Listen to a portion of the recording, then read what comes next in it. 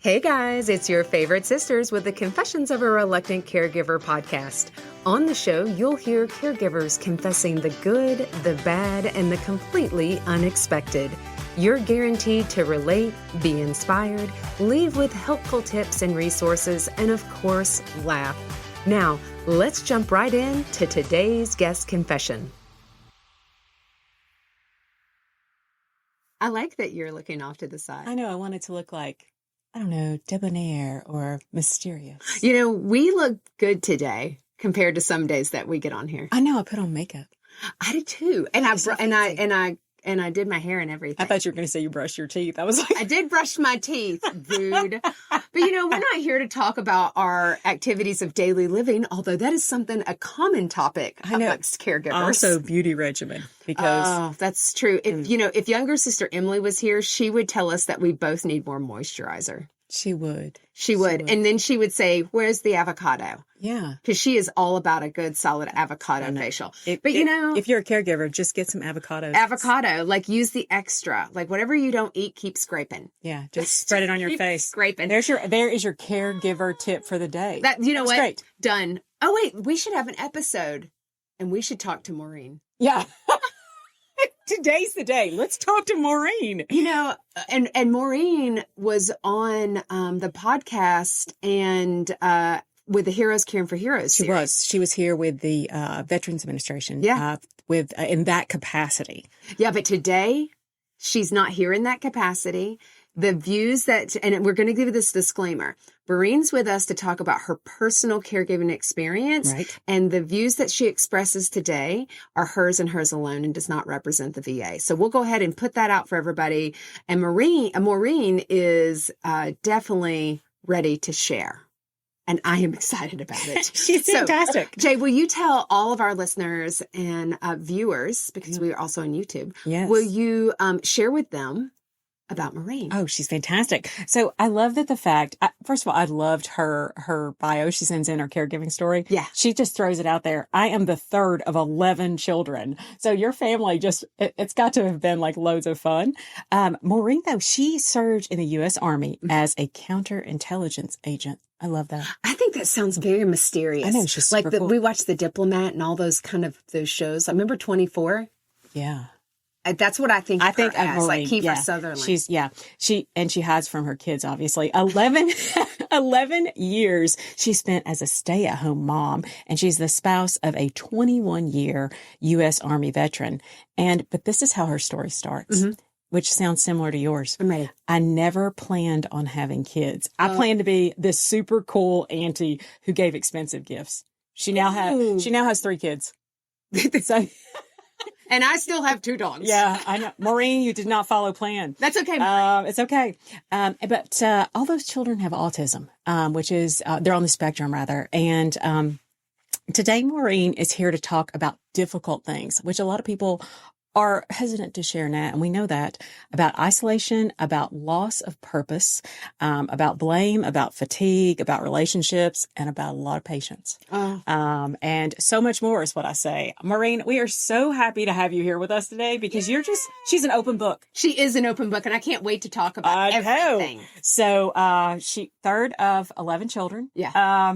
So what I just will start there. Always big on family. Say it, Adley. What do you say? So we're going to start. So give us the backstory about your family. So you were born, I love when you said 11, I was like, I'm sorry, what?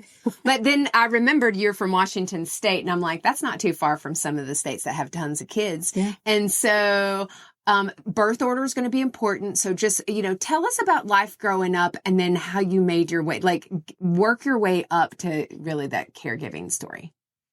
Sure. So I always joke that our family is a little bit more of a family forest than a family tree because I have 3 biological siblings and then 6 adopted siblings and then 2 step siblings. So technically there's 13 of us total. But usually say the mom and the stepdad that I lived with, they had 11 total. And so being number 3 meant that I did a lot of babysitting growing up. And classic middle child, I love attention and had to fight for it. Oh, I love you. I knew we were besties for a reason. So you were caregiving at a young age. And this is normal, though, if you really think about it, especially, older children who have younger siblings or a brood of people, or when you think in rural communities where family lives close to each other, everybody's allowed to redirect everybody based on age. Honestly, Yeah. like you don't really see a lot of younger people redirecting the older, but you see a lot of older JJ redirecting the younger. Yes. Yeah, for sure. And I think, during the time that I lived with my mom, we probably had 25 to 30 foster kids come through. And my mom adopted 5 of the foster kids that we had come through. So, Wow. I love that. I work in the foster care. I work with foster children for the last 25 years. And so I have to say, I will always say, thank you to your parents who were willing to take in children not their own, but now they're yours. Now they're your siblings. I love that. yes, yes. And growing up in such a big family, and then growing up in a religion where, really it was your job as a woman is to get married and have kids, and that's what your value lied in. I just didn't want that for me. And I didn't know how to verbalize that. And I didn't know how to sit with the fact that I didn't want that. And I didn't know how to escape that. And it wasn't like a cult or anything like that. That was just kind of the norm. Yeah. And then I ended up coming to DC from Washington State, which is where I'm from, and visited the Vietnam War Memorial. Was this a field trip? It was a flight. I flew there. Oh, I didn't know if this was how old you are when you went. Oh, I'm sorry. I was probably 18, 19 years old. It was my first year of college, and I actually won the trip based off of an essay on diversity. Even back then, I was a bit of a social justice warrior. And I love that. So I walked into a recruiting station and I said, I'm ready to sign up. And they all just stared at me. And then I was like, I'm ready to sign up. And they laughed. And so I was like, well, I guess I'll go next door. And I started to walk out. And then they were like, oh, whoa, whoa, whoa, whoa, whoa. Yeah, you're like, I'll find another branch, people. Yeah. Okay, that's actually hilarious. Okay, keep going. So I, was talking to the recruiter, and I told them that this is specifically what I wanted to do. And the reason I was joining the Army was because at the time, most of the other branches, the Marines, the Air Force, the Navy, would only give you a branch, like a field. Okay. So you could be in airplane stuff, or you could be in intelligence stuff. But you could be cutting grass outside of an intelligence unit. There's no guarantee of what your job would be. But in the Army, you could get a specific job. Ooh. So I was able to sign up to be a counterintelligence agent. Ooh. I like that. The Army's sitting here like, we love Maureen. She is doing shameless marketing for us. All the other branches like, we changed. We did. Yeah, So they have. How old were you when you marched in there and said, I want to? I like how you said marched in there. Yeah, you marched in there and said, I'm enlisting, and they disregarded you for a second. But how old were you at that time? I think at that time I was 23. Okay. Oh, so you waited a minute. Older. Yeah. Okay. Mm-hmm. Yep. Okay. I really had tried all these other jobs. I had actually a pretty successful as a vocal coach, a voice teacher, and I was doing pretty good. Yeah. But I just really felt compelled to serve. And so I walked in 10 days later. I was on an airplane to basic training.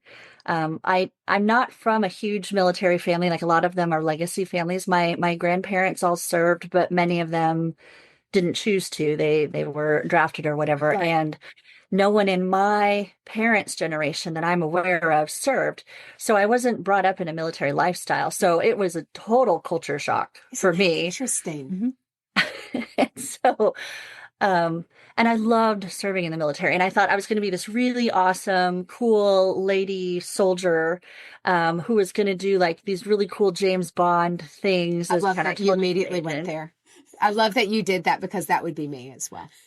Yeah. Yeah. I visioned the like evening gown and the beautiful woman who was getting intelligence from, some dignitary in another country. We are so aligned, Maureen. Oh. This is fantastic. Keep going, Maureen. Natalie's distracted. She's so excited. James Bond and but here's the thing. I want to remember when I graduated college, I'd talked about possibly, I was going into law enforcement, but I love the idea of going into kind of intelligence kind of thing. And I had thought about going into the military, and then mom would told me that if I went as an officer and I fraternized with the soldiers that I would get kicked out. And so I thought probably shouldn't do that because I really do love people in uniform. Okay, Maureen, moving on. Anyway, well, I'm just Apparently, saying. I do too. Thank you. One. So you found one in the Marines in the Army. So you get in the Army and you start working and you meet your husband? Nope, I hadn't even started my job yet. So I went in the Army. I was never getting married, never having kids, and I was fervent on that.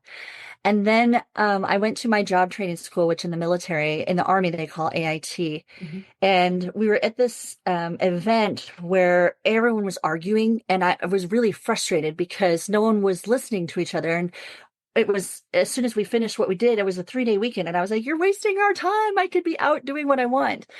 And this voice came on and just said 2 sentences. And everyone all of a sudden like started working together, and they were out of there in 15 minutes. And I was intrigued at someone who could, I don't want to say manipulate, but handle a room like that. Yeah. And so I found out who he was. And honestly, at the time, he didn't have any hair. He was he had shaved his head. He was kind of bald. And I was like, oh, he's not that cute. But I was so attracted to his spirit. Yeah. I kind of went after him. And I've never been one to chase a guy before, but I really was fascinated. This is great. I love that he you didn't want anything to do with me at all. No. Okay. Because I was trouble. Did you say you were trouble? Yes. And why did he think you were trouble? This is much more fun. So I was the private who chewed out her new company commander because the drill sergeants all had different standards, and I was angry. Alienated right. even then. You know what? I think she was meant to be in charge. I do. That's what I'm going to tell you. Okay. So so is he older, same age? He's about 6 months younger than me. So he's a pup. I like that. You're a cougar, but you're a cougarette. I'm a junior cougar. Yeah, right. So you guys, so he finally came over to the way you were thinking, and then what happened? So we got married. Well, actually, it was funny because we went to our drill sergeant and we were like, we really like each other. We'd like to keep dating. Can you get us stationed together? Okay. So he worked really hard to get us both stationed in Germany. And then we were like, let's just get married. And so like 3 weeks later, we got married. And my drill sergeant was like, I went to all that work, got married. And AIT marriages have a very, very high divorce rate. It's like 90% or higher. Okay. And so if I had $1 for every person that told us it wouldn't work or we wouldn't last, I could probably retire. Oh, nice. Wasn't a lot of support for our marriage. Yeah. And we had an actual wedding. Like a lot of people would run up to Vegas. We were in Arizona. They'd run up to Vegas, get married and come back. We had a wedding at AIT. So I'm in my wedding dress and the drill sergeant threatens to drop me in it. And I'm like, I am not going to do that. It was, $1,000 gown. Sorry. I like that. Yeah. So then we moved to Germany and I started doing counterintelligence work and loved it. And it was right after 9/11 had happened. So it was actually counterterrorism too. And I was really, really jiving it. I was actually a private doing it all by myself because they deployed my sergeant. And so here I am in a foreign country where all these terrorist cells are and doing this work that I really loved. And then I got the flu and I went to the doctor and I was pregnant. Wow. And I cried a lot. I was in shock and then I cried because it was not in my plan. And I went home and told my husband, but by that time I had kind of accepted this is happening. We can do this with one kid. Yeah. And we did. We both got promoted to specialists, and we'd switched at that point because I had chased down an armed suspect while I was pregnant. They put me on desk duty, and so they put him in the field. But that's actually funny. You chased down a suspect while you were pregnant. They're like, that could be a workman's comp. Yeah. Slow down, Maureen. Slow down, Maureen. Okay. And then, and then what happened? So then I hurt my back.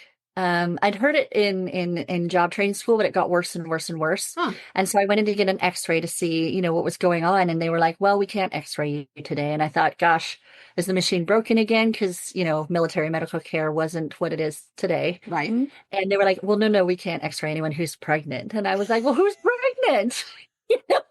My son is only 6 months old, so there's no way that I'm going to be pregnant. And I was so mad they actually brought the chaplain because they thought I was going to hurt my husband. Oh, Really mad. And so I had my daughter while I was in the service, and then eventually got promoted to sergeant, and we moved to Monterey, California to learn Korean, both of us. Yeah. And it was there that we realized, like, 2 babies and 2 soldiers is just too hard. Yeah. And I had gotten hurt and it had continued to get worse. So I decided at that point to get out of the military. And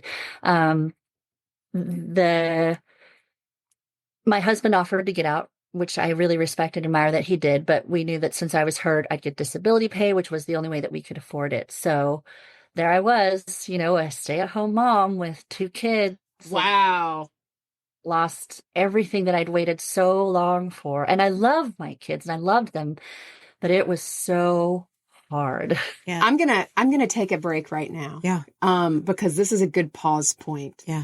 Because I love this first part. I know. And now there's some changes. And now we're at this place where she's a stay-at-home mom with 2 kids, which was the opposite of what she had originally wanted. Yeah. So we're about to find out what happened next because it gets better. Yeah. We'll be right back. Hey ladies, I need to interrupt for just a second to share about the Sisterhood membership. It's basically a sale every day, and the best part, it's free. Here's the details. We're partnering with our friends at Benefit Hub and other care partners to save you money. With over 200,000 participating companies across the U.S. and abroad, you'll find discounts at your favorite local stores, huge savings on vacations, amazing deals on home, auto, and supplemental insurances, and everything in between.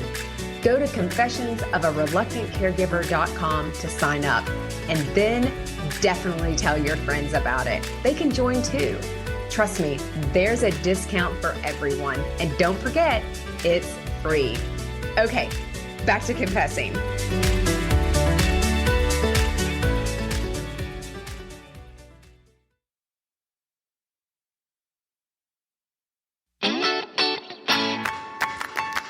Do you love to listen to podcasts? So do we. And these sisters are excited to support our fellow sister in care, Nicole Will, host of Navigating the World with Your Aging Loved One. As former guests ourselves, we love how Nicole explores the world of aging and care. Beyond the informative interviews, Nicole's gathered helpful resources and practical tools that encourage and give hope to caregivers navigating the aging journey with their loved ones for a more meaningful and fulfilled life. You can find Nicole wherever you download your favorite podcast or go to her website, www.willgather.com.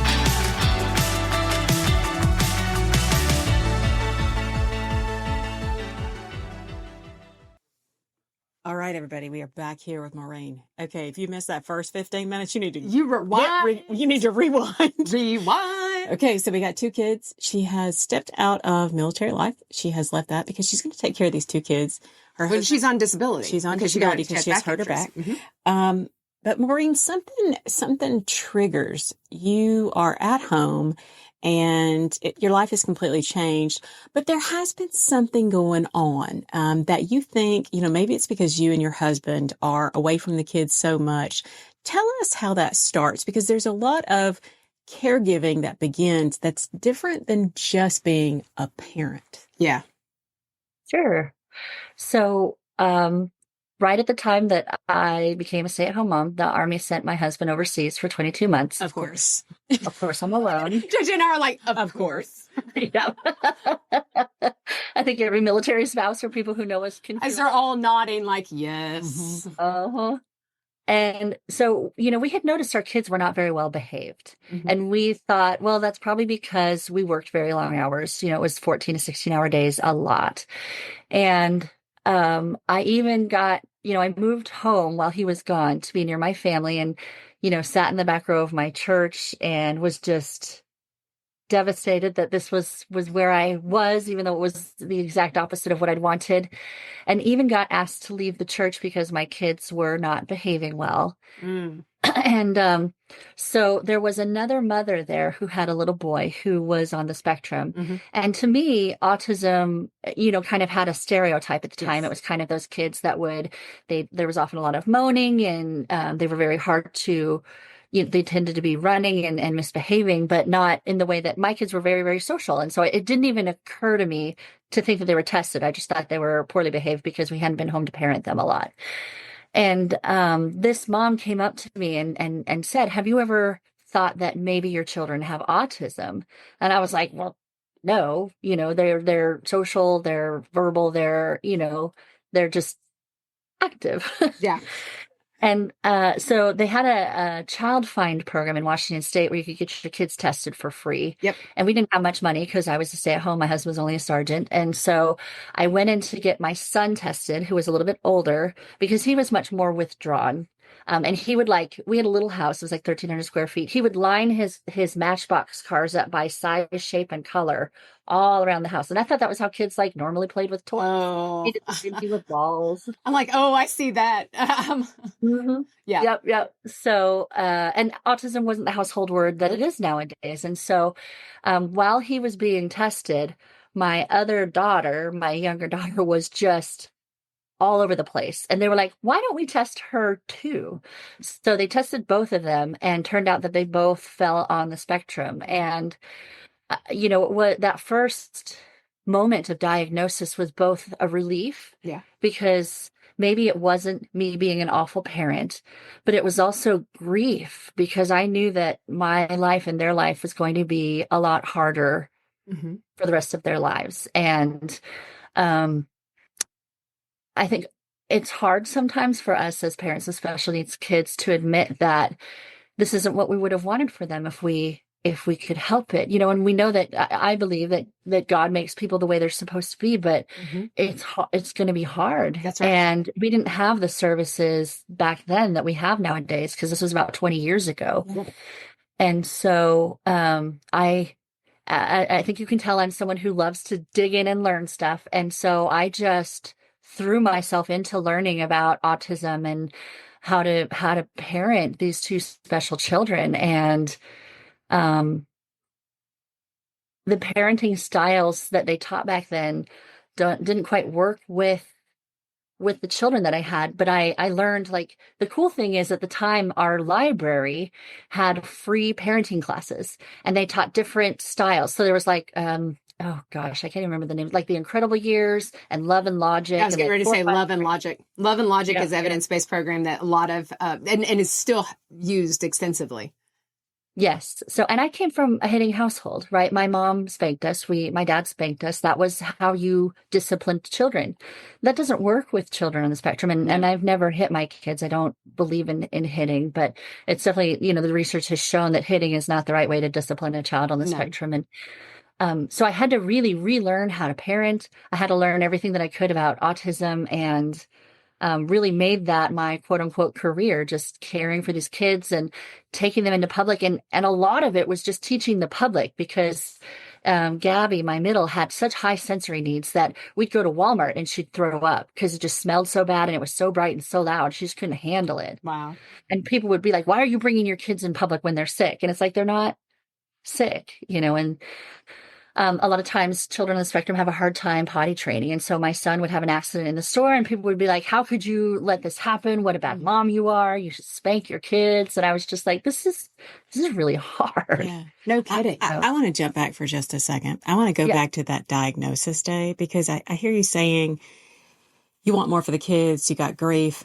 What's that conversation like with your husband? Yeah. Because he's away. Are you a little are you angry? Are you like, you need to come back? Or what are your feelings like there? Because you're married and he's got, you're 50-50 there. No, there's no 50-50. Yeah. If he's gone for 22 months. Well, no, but it's 50-50. He was part of that kid process too. You mean like the whole part thing? Yeah. He was birds and bees, he was part of that. So yeah, that's true. Yeah.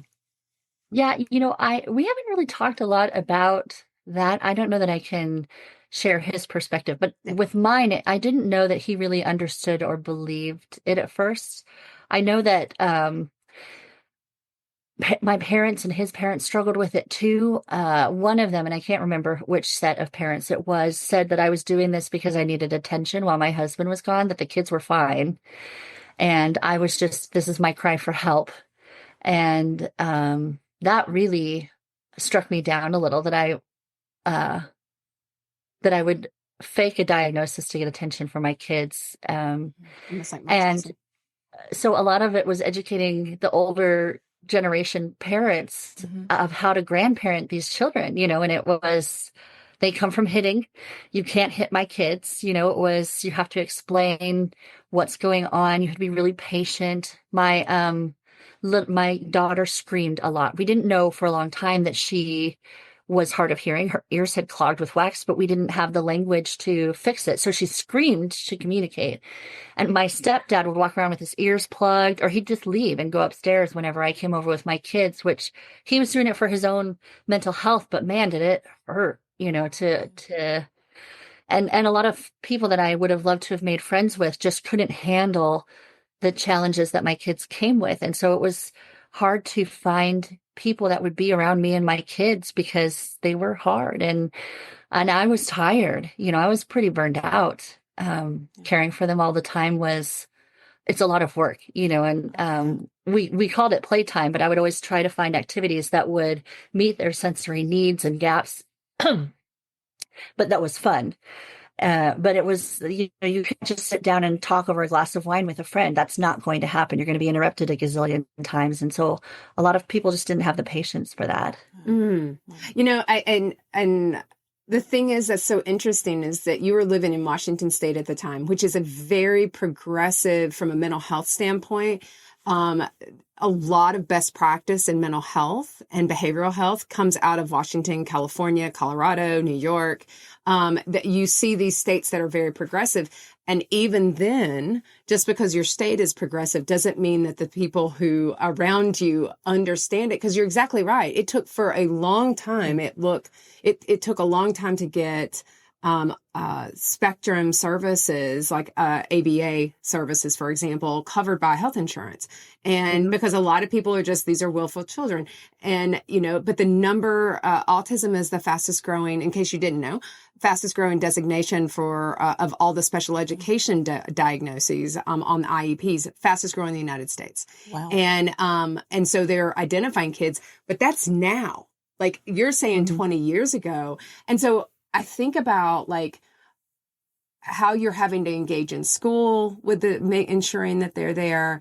And as a parent, I keep hearing you say, because so many parents don't see themselves, or people would say, well, you're a parent, you're not a caregiver. But when you have a special needs child with differing abilities, or multiple abilities that may not be the social norm of abilities, it's hard for people to understand. It is. And I would think that would be very lonely. That's what I hear you saying. Like, it was hard and nobody wanted to be friends or hang out with me because my kids had needs that they didn't want to necessarily or could tolerate and accommodate. Yeah. Yeah. I have the blessing of having one friend who could, and she had two girls. And at the time I was teaching voice lessons to supplement our income, and she could tolerate it. And so she really was a savior to me at the time, because I just needed a friend. I needed someone to help kind of normalize what I was going through and validate how I was feeling. And she had two wonderful daughters. Her name was Lori, and her daughters were Brittany and Christy. And they brought a lot of joy, love, and life into our home. But it was mostly, on days that they had voice lessons. So I would teach both the girls. And then sometimes we'd even go out to eat together, and she wouldn't be upset when the kids would knock over their drinks, or if one had to just walk around the table while we ate, and that really helped a lot. And then actually I ended up asking my brother-in-law to come stay with me. He just graduated high school, didn't want to go to college, and was kind of at that age where you clash with your parents. And so I was like, come live with me. And so he was this gentle giant. He's kind of a bigger, football type stature guy. And he just brought a peace with him that was so helpful and was that shoulder I could cry on when things were hard. And he's a very warm, like physically warm person. And so my daughter would curl up like a kitten behind his back on the couch or a chair and just sleep. And she never slept. So it was like, oh my God, she's sleeping. I'm going to go take a nap. Isn't it interesting that sometimes it just takes one or it takes two person to really change the situation, Maureen? So I'm going to jump ahead a little bit because your husband, there's 22 months there. He comes back. Something occurs when he comes back, which really doesn't surprise me. But why don't you go ahead and jump into that? All right. Well, let me tell you, when he first came back, he struggled a bit with how regimented our lives were. Yeah. We had picture schedules and everything went right according to plan. And I had all these visual aids. And he was like, what the heck is all of this? This is way too regimented. I live in the military. I don't want this in my home. Wow. And we're moving cross country because, of course, he got home and it's time to move. And so the kids are already kind of unsettled because their stuff has changed. Yeah. And so I was like, okay, fine. Take it all away for 3 days. They're yours. I'm just going to be here. Ooh. After about a day and a half, he was like, put it back, fix it, fix it, fix it. And down deep on the inside, that feels good. That feels good. She's laughing. Yeah. So he got on board and started educating himself on what autism was and how to help the kids, and really became an advocate with me. And then we had another baby. Have you not I don't know if you know this and how babies are born. Yeah, Maureen, we're just saying. I know. I do. We really can fail. Yeah. That's my answer. Birth control can fail. Oh. Well, and she was planned. I actually really begged for her. In all honesty, I wanted to I think I carried a lot of guilt. Yeah. That it was my fault that the children had autism. Yeah. And I wanted to try to have a neurotypical child. And since I was a stay-at-home mom, it was kind of my own case study to see if I could have a neurotypical child. And so I talked him into it, of course, because we have a third child. And when she was born, I was with her all the time, and I knew to watch for the signs of it. And so we ended up getting into a program that Chapel Hill had in North Carolina for siblings of children on the spectrum. Mm-hmm. And so we took her in at 12 months to get tested, and she actually tested at 24 months. So she was really advanced for her age. And so I was like, awesome. But I knew that in 12 months we'd have to go back. And so I cheated a little, and I taught her all of the different tasks that I knew that she would have to do to pass the test. And when we went back for 24 months test, I was like, we got this. And about an hour into the 3-hour test, I was like, oh my, we don't got this. And then, so when they came in that afternoon to tell me that I had another child on the spectrum, that was heavy. That was, my husband, of course, was in Afghanistan. So I was once again alone for the diagnosis. Yeah. And I remember calling my sister, who had moved to North Carolina for her husband's, he was going back to school, and just sobbing on the phone with her because I knew how hard it had been for my first two. And now I knew what we were about to go through with Coraline, and I was heartbroken.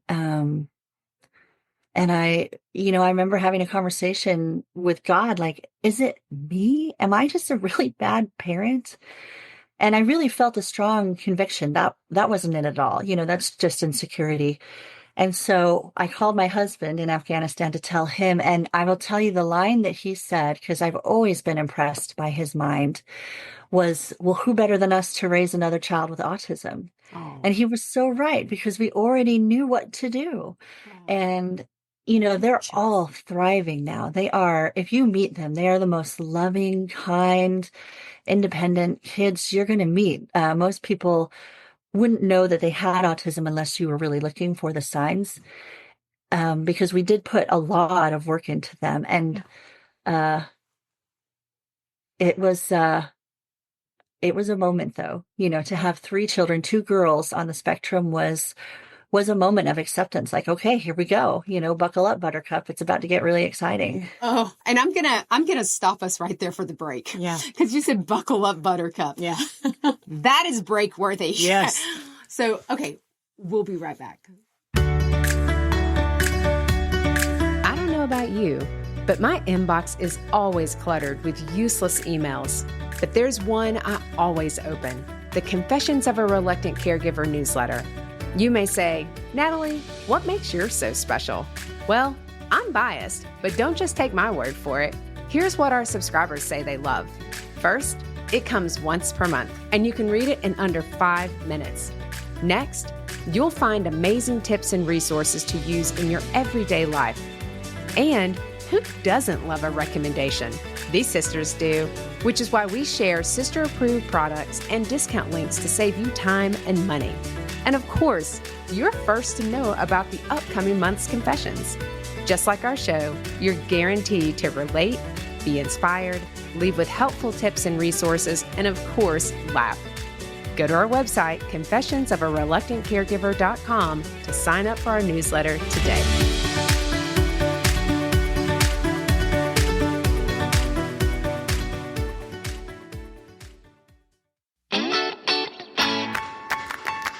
If you like confessions, we have another podcast we'd love to recommend, the Happy Healthy Caregiver podcast with Elizabeth Miller. As a fellow Whole Care Network podcaster, we love how Elizabeth chats it up with family caregivers and dives into their caregiving and self-care strategies. Just like us, Elizabeth believes that family caregivers are the experts in caregiving.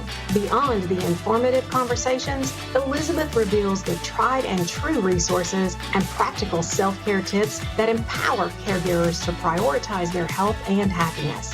You can find the Happy Healthy Caregiver podcast wherever you download your favorite podcast, or go to the website at happyhealthycaregiver.com.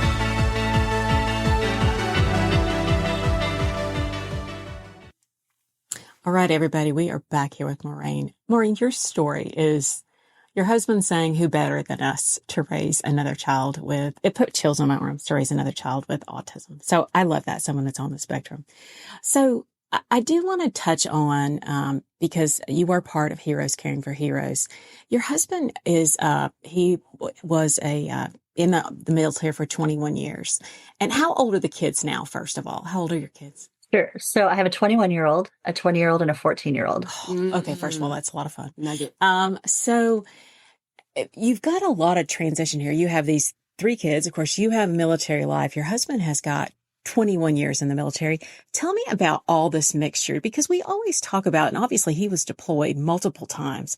Tell me about the mixture of the kids, we talk about seen and unseen scars in military life. You've got a lot of experience with that. Tell me about how you've got a mass of caregiving, I feel like, going on in your life. Tell me about that and how it impacts you.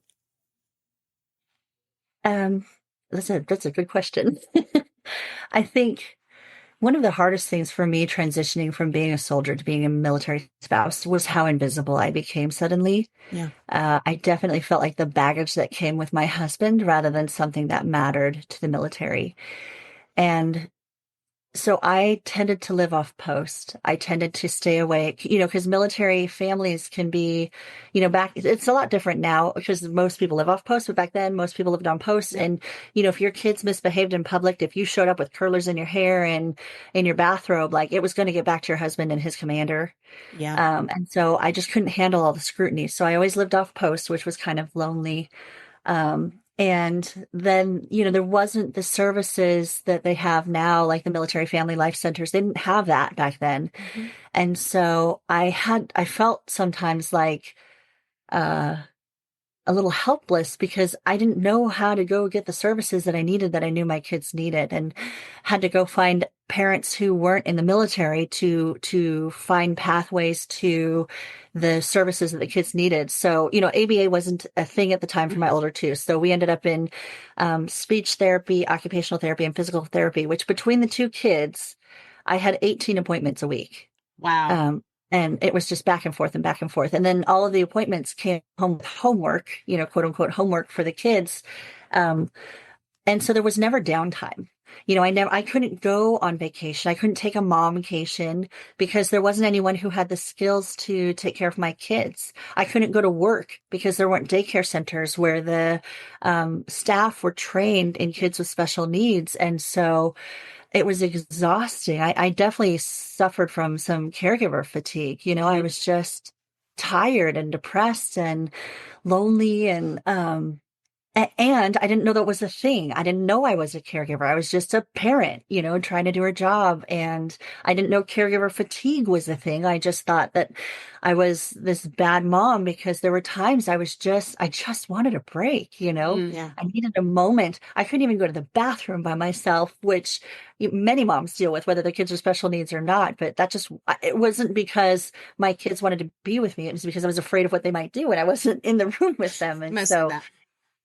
yeah. I mean, our pets now are the problem. I don't get to go to the bathroom without my little pug following me in. But that's normal. I'm totally fine with my beagle doing that to me as well. Winston was in the bathroom with JJ this morning as she got ready. Yeah. And I was just like, well, at least he's not drooling. Yeah. And he's not getting drool on you. It's fine. It's okay. So let me ask you this. You have this shift though, because here's the thing that's so interesting. You are a subject matter expert for the VA, especially around benefits administration for that side of the house. You go back to work. Mm-hmm. You're not a stay-at-home mom. She goes back to school. So what was it in you? And was it, I don't know if it was when your husband left the military, at some point it feels like there was this switch that you're like, I'm going to do more. And it sounds like a lot of, and it sounds like selfish, but it's not. Like, I'm going to go back to school and I'm going to get my degree. I'm going to go and I'm going to do this because you are a total bad A. Like you knew those, like when we were talking to you on the veteran, if you haven't listened to Maureen explaining the veterans benefits, holy moly, they are inside out, upside down. October 31st. That's the episode that you want to listen to. So tell me, what was that point that you're like, it's time for a change? Maureen's coming to the forefront. Sure. I do want to, I've kind of painted a grim picture. I do want to say there were moments of joy with my children, and I learned how to see the world in a different way. And I was never a patient person, never. Mm. And I am now one of the most patient persons you're ever going to meet. And that skill came to serve me later. So I just wanted to kind of give silver lining. Yeah. That's the way God put you. God was like, you're going to need some patience. Let me think. Yeah. How can I do this? 3 children on the spectrum that have different levels of needs. That'll do. Done. Yeah, there you go, Maureen. So actually, I didn't really want to go back to school. I was kind of stuck in my poor me mentality. Oh. But we moved to Maryland and we were going to be there for 3 years while my husband was stationed there. And this new thing called the post 9/11 GI Bill had just come out, like brand new. Yeah. And you got paid a housing stipend while you attended school for free for veterans. And my husband was like, we could use the money. You're dang please go right. back to school. Yeah. Oh, look at and that. I remember telling him, I don't need a master's to change diapers. Like I was really resistant. Yeah, I love that. No. I already am a subject matter expert. I'm a SME. Right. Exactly. So, but I do, I'm like, okay, yeah, you're right. We could use the money. So I go back to school to get a mental health counseling degree because I had a bachelor's in psychology. And, the first 6 weeks I was uncomfortable. Yeah. I didn't feel like I fit in. Everyone was so much younger, and while I had 3 kids, they were just hoping their hookup didn't result in kids. And, I'd been in the Army. They didn't even know what the Army really did. And I just felt uncomfortable. So I went into the school certifying official, which is the guy that says, yes, this is your GI Bill and yes, you can use it. And I was like, I'm going to drop out. I can't do this. And it felt really selfish too. I felt like spending all this time on me was taking away time I could be spending with my kids. But at this time, they were all in school and they were all doing pretty good. Yeah. And he was like, we'll go to the Student Veteran Resource Center. And I was like, I'm not a veteran because I'd never identified as a veteran. Maureen. I know. You know what? But this is so common. It is so common for people who served, who didn't maybe experience combat or who did not see, or there's these preconceived notions of what a veteran is. And that's why so many of them don't access their benefits. Look at Maureen. Maureen was like, that was kind of me. Kind of me. So I did go, and he helped me, for the first time with him. He was like, "Oh, I thought you were using your GI Bill, not your husband's." And I was like, "Well, I am." And he's like, "Well, doesn't that make you a veteran?" And like the light bulb finally went ding. And I was like, "Oh, maybe I am a veteran, I guess." So I go to the resource center, and all the branch flags are around the room, and the people are all in their grunt style shirts, and I'm just like, "Oh, I'm home." And what I'd been missing for so long. Wow. And that shared past experience. I know. It probably felt very familiar, which made it so comfortable. Yeah. I was home for the first time in a very long time. Wow. And so I started taking advantage of some of the organizations that are out there for veterans, because I guess I am a veteran, so I can do this. And one of the life-changing ones for me was Student Veterans of America, because they taught leadership. And, I'd only been a sergeant in the Army, which isn't that high of a rank, and I'd only been it for like a couple months. And it really helped me understand that the skills that I'd learned in the military really translated into the civilian world beautifully. I just didn't have the language for some of it. You can't just knife hand a volunteer and tell them they got to do something. You have to build the relationship and help them understand the why and create the goals. And then I realized that the degree I was seeking, I hated. I did not want to do therapy. I was doing my internship at Johns Hopkins, and I was like, I love therapy. I think it's really important, but I don't think I'm meant to do this. I didn't want to do it either. Yeah. So I started looking into ways that I could pivot, and I got selected into a program that doesn't exist anymore. I wish it still did, but it's called High Ground Veteran Advocacy, and they teach veterans how to become national advocates. Wow. And I was a little nervous going in because I didn't know what an advocate was. Yeah. And I was the only woman. The other 4 were all men. One of them had run for office. One of them had passed a bill. And I was like, "Can you tell me the difference between the House and the Senate?"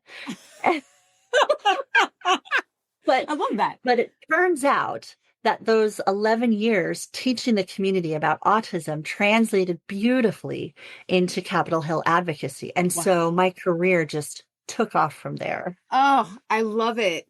And Jay, I know we're at the end of our time, so because we got to do sister questions. Maureen, I want to be your best friend. I want to be like, not JJ. You can't be JJ's best friend though. And so we just won't tell her, Maureen. Mostly that. And so I hear so much, like there's so much of Maureen's like who's similar personality to mine, because I'm like, oh, I want to do that, but I don't want to do that. I want this, but I don't really want to do that. No. And you are such an advocate. I mean, again, if you have not listened to the Veterans Administration, the episode to hear Maureen talk about benefits, she is so passionate about helping other veterans and families. You have a total servant heart. You are a caregiver at its basic essence. On fire, though. And she's like, and I think that's what, Maureen, you are just like one in a million, though, because you make the conversations that you're able to have. I think there's so many people that when they think about benefits in any field, you just drill down and you make it easy to understand. You don't talk here and make it like, no, you can't have it because it's so complicated. You're just like, look, I want you to get it. You're like on everybody's side. But I feel like there's so much of it when you just said it. I learned this from 11 years of caregiving. Exactly. It's that lived experience that helps. Yeah. Okay. So Jay, what? I'm going to ask it. Okay. I'm ready. Are you going to ask? What are you going to ask? I'm ready. I'm actually nervous, Maureen. This has nothing to do with anything that Maureen has shared today. Oh, I'm ready. Okay, Maureen, and something you wrote in here, which has just tickled me to death. You said, because this is all about you, you said, I am also a new Jeeper, and I have discovered a love of off-roading. What in the heck? Is this like Maureen's self-care activity? Don't be asking my questions like that. How did you get into that? So actually, I got in a horrible car wreck last year. Okay. And it was a 3-car pileup on 66, which is a horrible highway. Oh, 66 is like Satan's playground. It's like 95. No. Yes. So, someone was going 55, rear-ended us at a stop, and there was one guy in the middle. I was at the front, and it wrecked my SUV. I had like a Honda Pilot, and it took forever for the parts to come in, and we needed a car. My son is 6'3", so we needed a car that would fit my son. Right. Yeah. So, it was Christmas time, and we were heading up to this cabin that we have up in the woods for Christmas. And I rented a car. I'd rented an SUV, and when I got to the lot, all they had was a Jeep.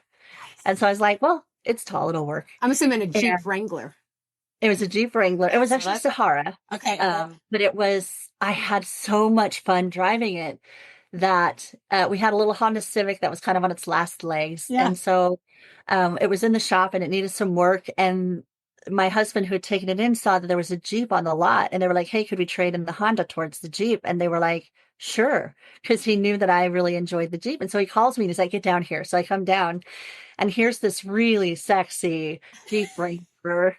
I mean, Rubicon. It is lifted. It's got a soft convertible top. Please send the photo. Please send the photo. Please send the photo to me. That's coming in the episode. Maureen, you just step out. You just continue to surprise me. You're just like serious straight lace. But then Maureen is like, I got a lifted Jeep and I got a little blue hair. If you have not seen Maureen, she's like serious. She's in front of Congress. But she also is like blue hair. You know, it's what it is it is just individualism. It is, you're so well-spoken, well-versed in all the things. And you're like, and yet this is also me too. And I'm going to and I think this comes from potentially you having children on the spectrum. I want you to accept all of me.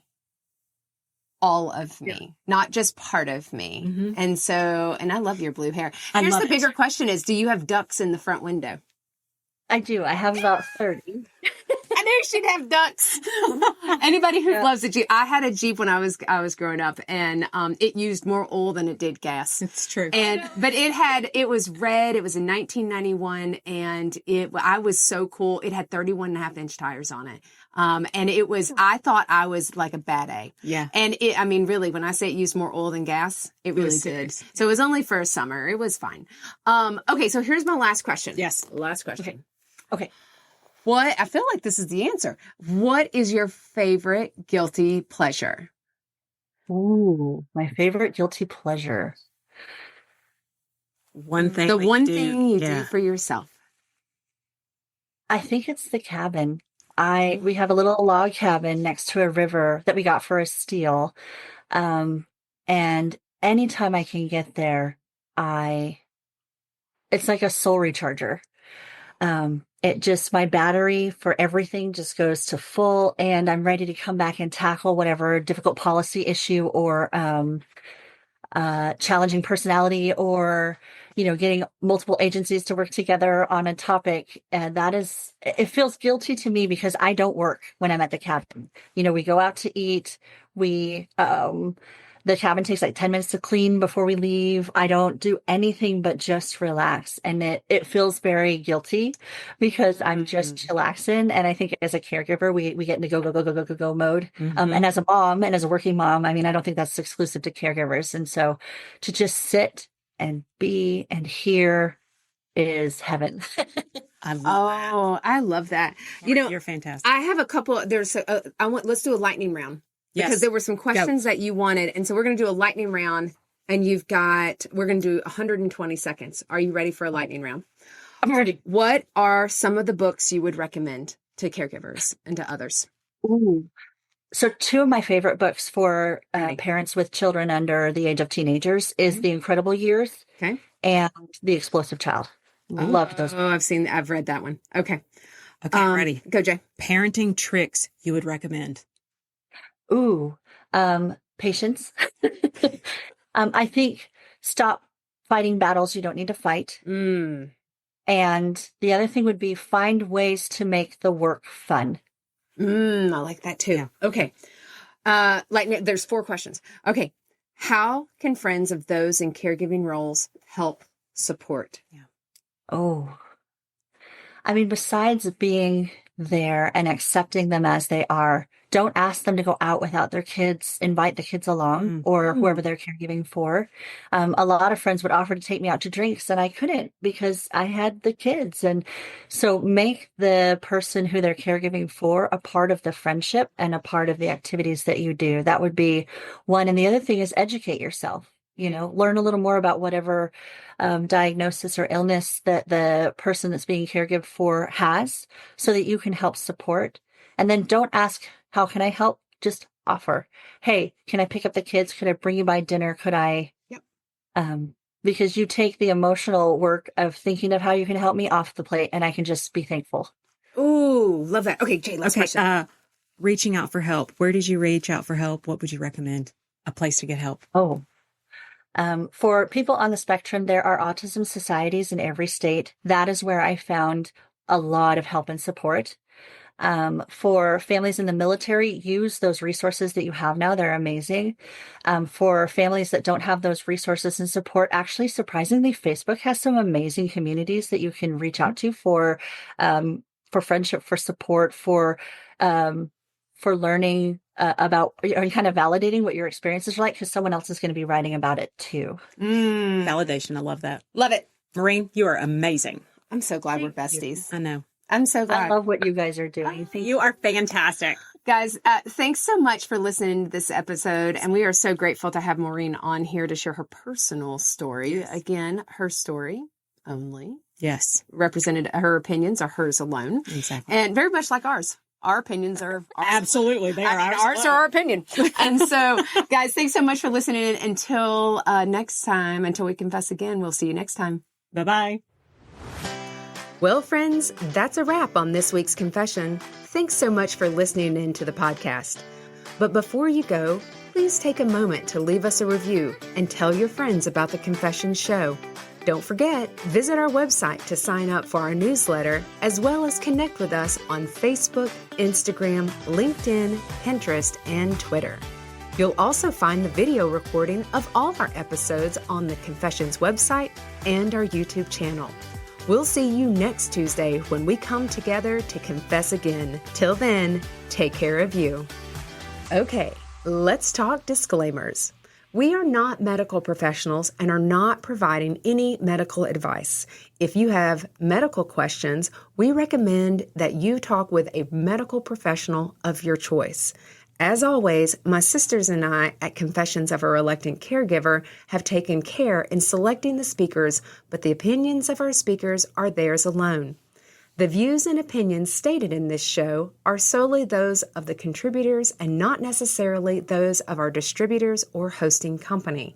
This podcast is copyrighted and no part can be reproduced without the express written consent of the Sisterhood of Care, LLC. Thank you for listening to the Confessions of a Reluctant Caregiver podcast.